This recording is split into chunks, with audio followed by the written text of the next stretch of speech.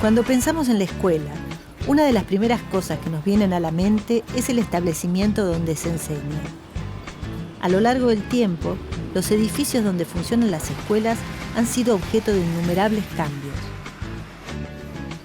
Para lograr sus objetivos pedagógicos, la escuela necesita, entre otras cosas, una arquitectura que le sea funcional. ¿Cómo se ha relacionado la arquitectura escolar con la educación pública y gratuita?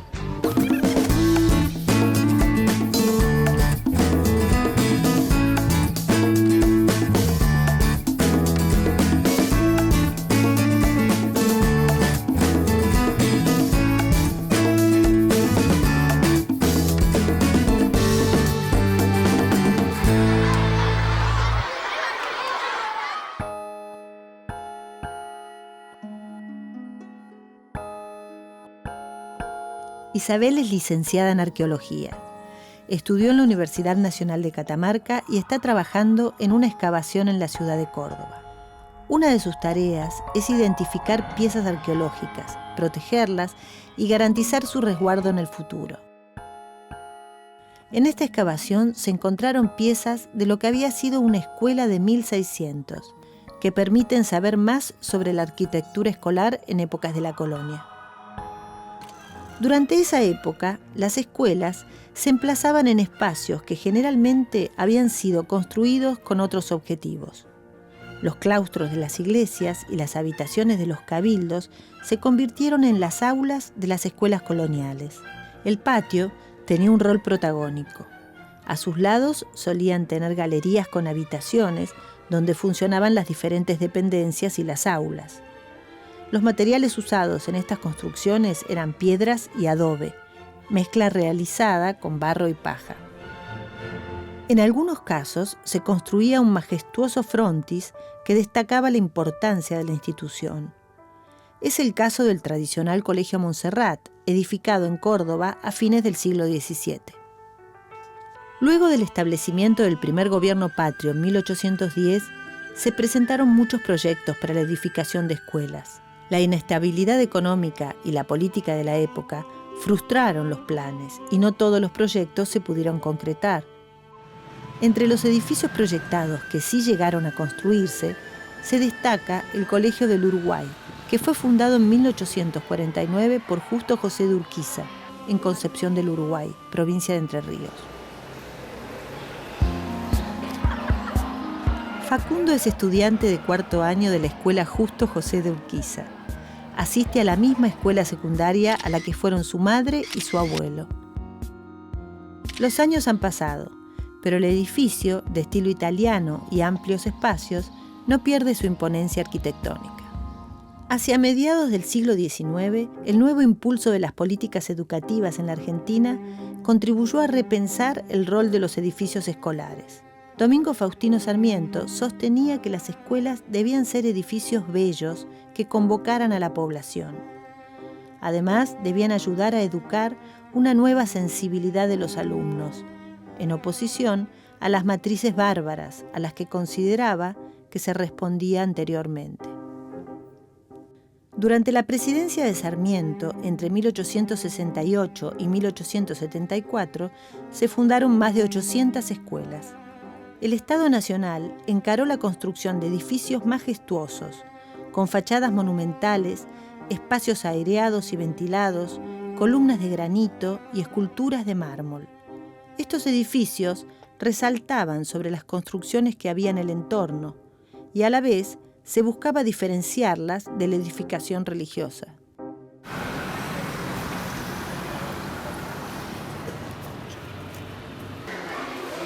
Patricia Barbieri es licenciada en Educación y especialista en Arquitectura Escolar.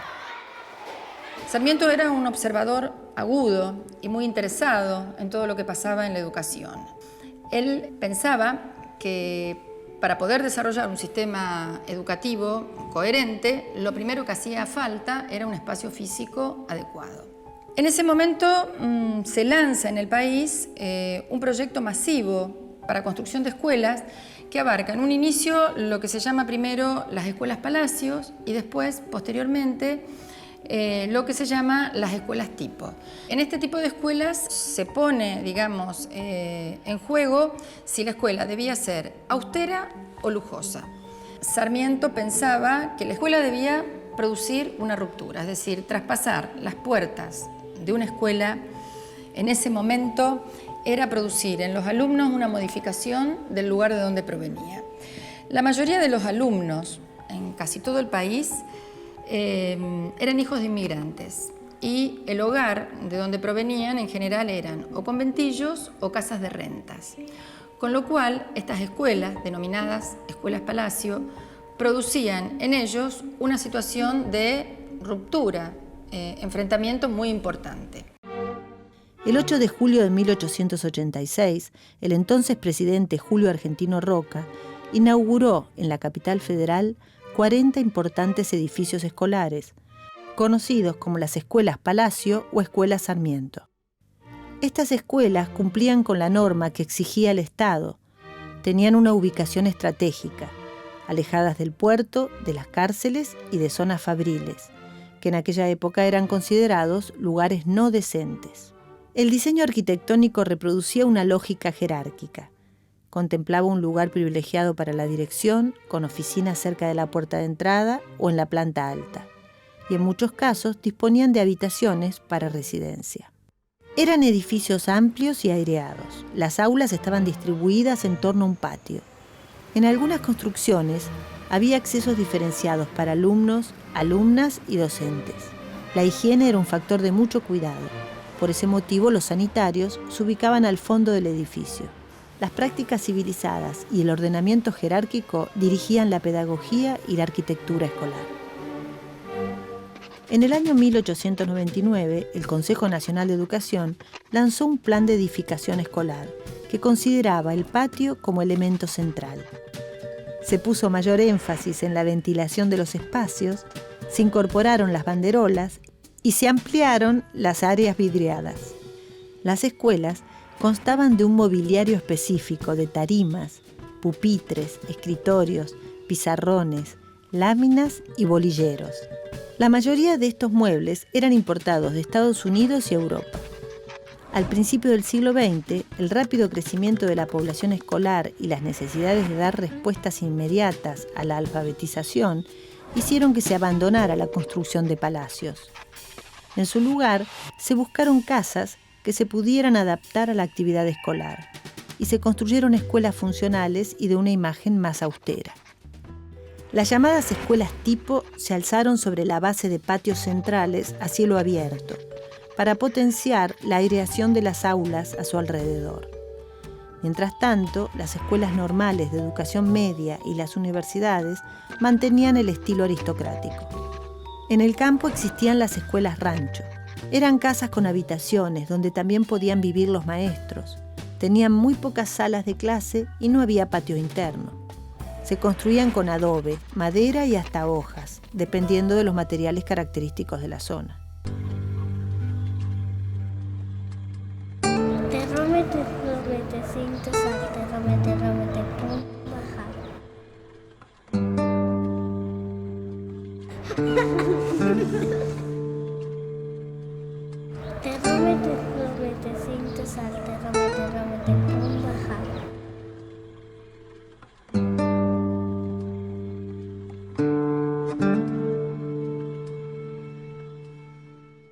En las primeras décadas del siglo XX, el modernismo que se desplegaba en todos los ámbitos trajo consigo nuevos paradigmas educativos, los jardines de infantes, la doble escolaridad y el avance de la educación física.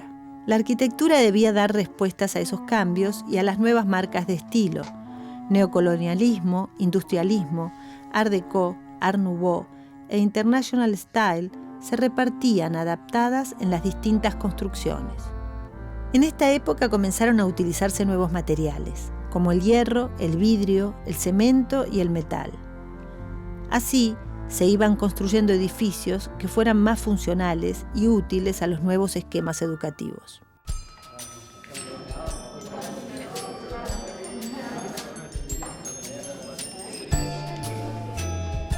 Cuéntenme, ¿alguno tenía algún rincón favorito en la escuela? Víctor.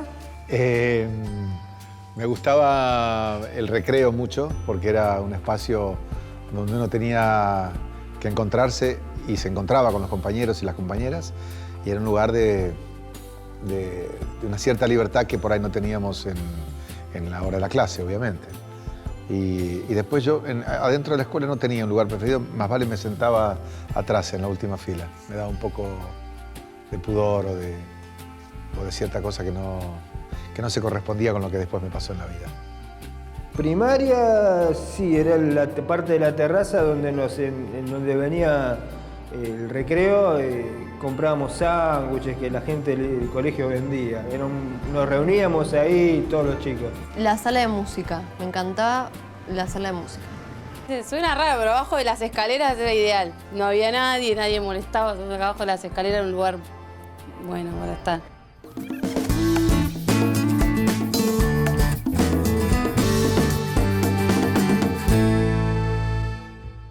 En 1948, durante el gobierno de Juan Domingo Perón, se lanzó el plan 1000 escuelas, distribuidas por todo el país. Se buscó favorecer a los barrios obreros y limitar la construcción de las escuelas rancho. Simultáneamente, para atender a los grupos más carenciados, se construyeron los hogares escuela y centros de recreación deportiva, llamados ciudades estudiantiles e infantiles. En Capital Federal, estas construcciones se llamaron Escuelas República, porque la mayoría de ellas tenía el nombre de un país latinoamericano.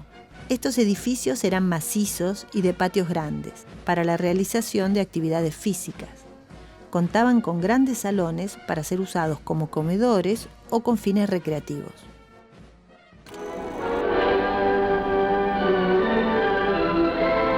Proporcionar a la niñez facilidades de instrucción es un sagrado deber de gobierno.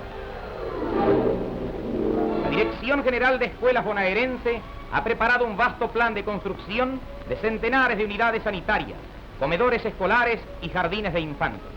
Ya tienen principio de ejecución estas previsiones del Plan Trienal de la provincia de Buenos Aires, que comprenden más de 1.500 escuelas, 300 urbanas, 290 suburbanas y 909 rurales, proyectadas todas con avanzados conceptos de arquitectura escolar.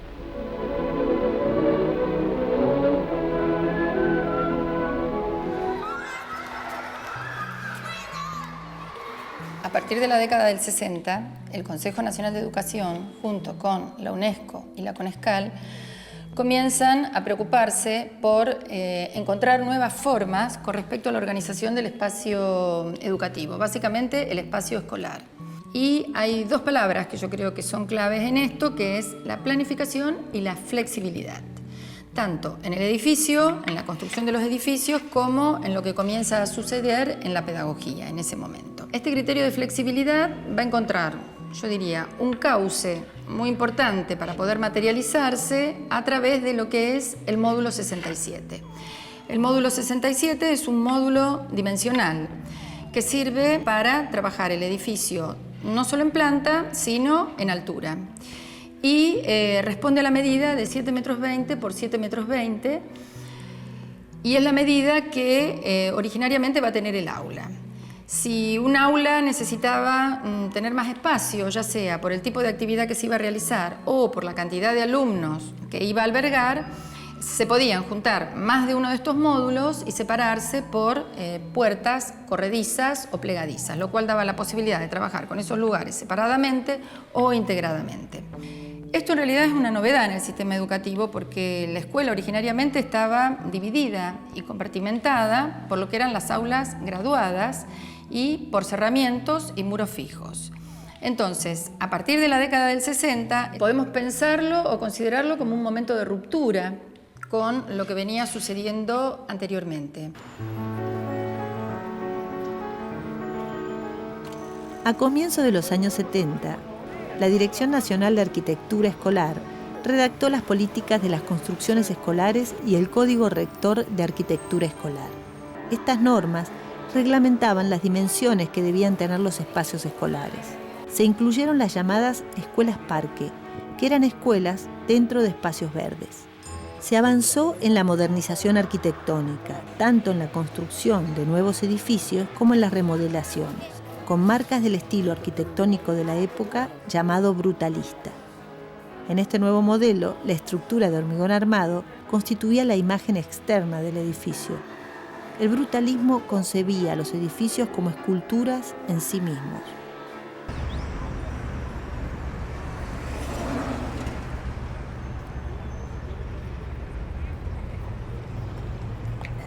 Todas las mañanas, Santiago lleva a su sobrina Clara a la escuela. Santiago comenzó la escuela primaria en 1979, durante la última dictadura cívico-militar. La escuela Adolfo Van Gelderen se construyó en aquellos años. Santiago fue uno de los primeros alumnos que cursaron sus estudios primarios allí. A partir de 1978, en años de dictadura, se produjo un proceso de descentralización de la educación, por lo que las escuelas primarias pasaron a depender de los ministerios de educación de las provincias. El intendente de facto de la ciudad de Buenos Aires, el brigadier Osvaldo Andrés Cacciatore, proyectó el Plan 60 Escuelas. El gobierno de facto buscaba remodelar los establecimientos antiguos y construir otros nuevos. Finalmente, solo se terminaron 38 construcciones y 5 remodelaciones. En los primeros meses de 1978 se otorgaron grandes presupuestos a importantes estudios de arquitectura. En el plazo de un año debían construirse los primeros 30 edificios. Esta modalidad rompía una tradición, que el Estado fuera el encargado de construir sus propios establecimientos escolares. De este modo se abrió la puerta a la tercerización.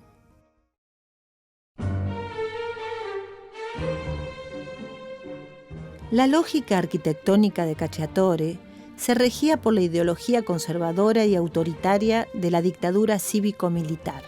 Se alzaron y remodelaron edificios con pasillos reconvertibles en patios y talleres, pocos espacios verdes, desniveles, salones de usos múltiples y salas intercomunicadas por cerramientos corredizos.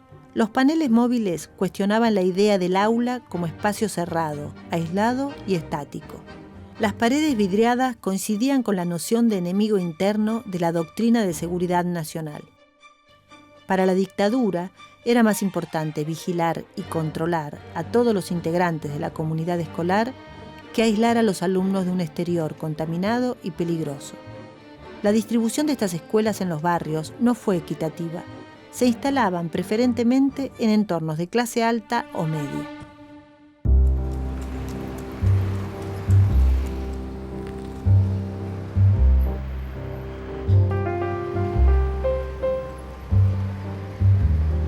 En su camino de todos los días al trabajo, Alicia pasa por la puerta de la escuela en la que estudió. En su época escolar, durante la década de los 90, la educación careció de políticas para su organización y mejoramiento. Esto se vio reflejado, entre otras cosas, en la arquitectura escolar y se notó con mayor crudeza en las zonas más desprotegidas del país, en donde se avanzaba con proyectos sin una planificación coherente. La educación es una responsabilidad básica del Estado y la sociedad, y como tal carece de fronteras políticas o territoriales. En medio de la crisis, la nación y las provincias han venido trabajando con un criterio federal, como nunca existió antes, con ese mismo espíritu, y en consenso se posibilitó el marco legal para la transferencia de los servicios educativos nacionales a las provincias y a la municipalidad de la ciudad de Buenos Aires. Este proceso, que se está cumpliendo en el transcurso de todo este año, constituye una profunda transformación estructural de la educación argentina. La descentralización hacia el objetivo final de establecer un auténtico y vertebrado sistema federal es un propósito unánime para lograr la mayor calidad educativa. Durante el gobierno de Carlos Menem, el Estado Nacional promulgó una nueva legislación que descentralizaba la educación. Las distintas instancias formativas ya no dependían del Estado Nacional, sino de las provincias y de los municipios. Se concluyó así el proceso de descentralización iniciado en la dictadura militar. Las necesidades edilicias se llevaban a cabo sin ninguna planificación. Eso determinó que los edificios escolares se fueran ampliando a partir de la invasión de espacios previstos para otras actividades. Así, las bibliotecas, los pasillos, patios y comedores se convirtieron en aulas. Desde el año 2004, a través de la implementación de los planes 700 escuelas y más escuelas 2, se está llevando adelante la mayor inversión en infraestructura educativa de los últimos 30 años, apuntando principalmente a las regiones más postergadas, como lo son el NEA, el NOA y los alrededores de los grandes conglomerados urbanos del país. Así se posibilitó que más de 500.000 niños y adolescentes puedan mejorar sus condiciones de aprendizaje.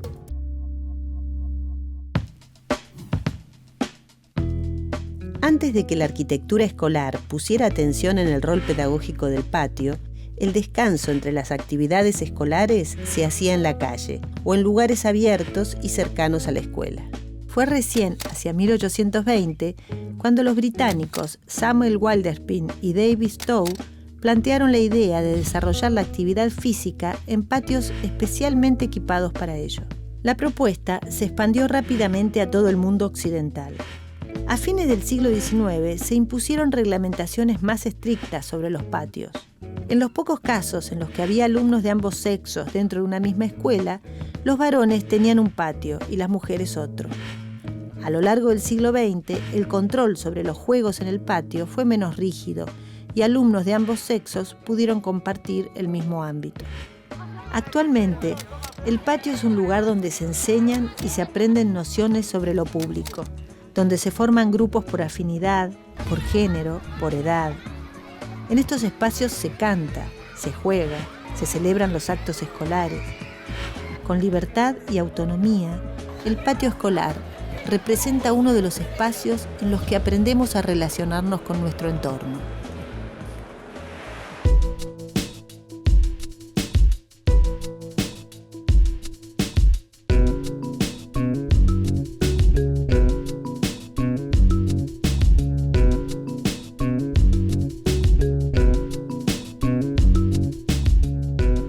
A ver, quiero que pensemos algo entre todos. ¿Por qué creen que es importante la educación pública?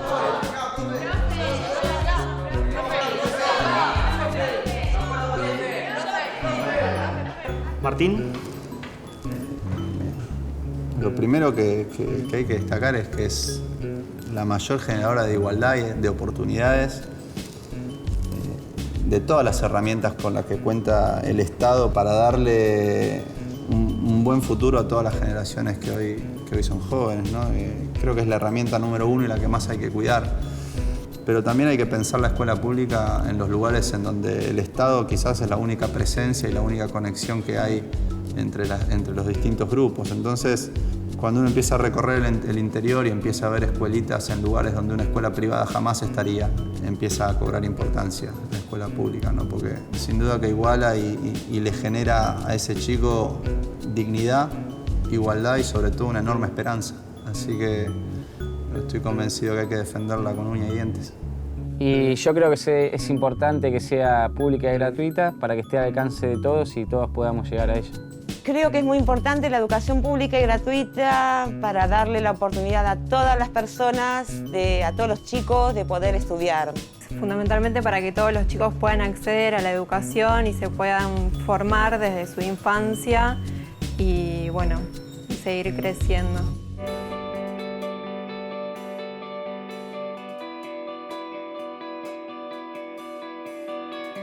Existen vínculos entre los espacios y los planes de estudio, entre el diseño arquitectónico y la pedagogía. La historia de la educación se puede comprender a través de los edificios que se han construido. La arquitectura escolar condiciona el proceso educativo y es fundamental para garantizar que la educación pública y gratuita sea la base de la igualdad y el progreso social. Es importante que haya educación pública porque creo que es el único medio de inclusión social que tiene una sociedad en su conjunto. Yo fui a un colegio estatal y creo que me dio buena educación creo que eso es lo que hay que afianzar en la sociedad que vivimos hoy.